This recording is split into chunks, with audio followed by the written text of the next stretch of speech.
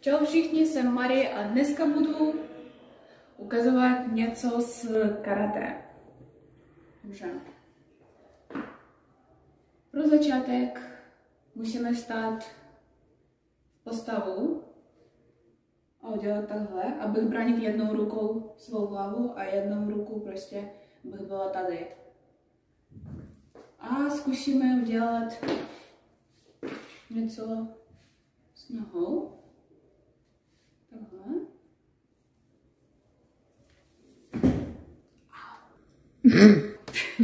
Co tady smáš, Baro? Zopakuj to. Jdi tady, jdi tady. Tady. Ale a všechno tady zopakuj. Pojď, to zvládneš. To zvládneš, pojď.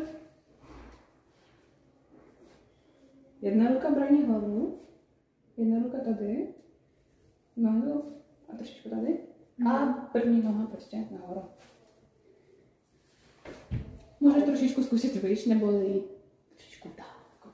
Jo. Teď to povede. Pojď. To je lépe. Pro tanečníka to je dobře.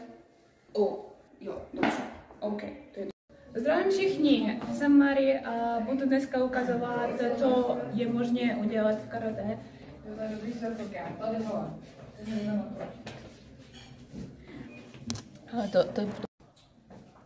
Nějaký TikTok tanec, protože...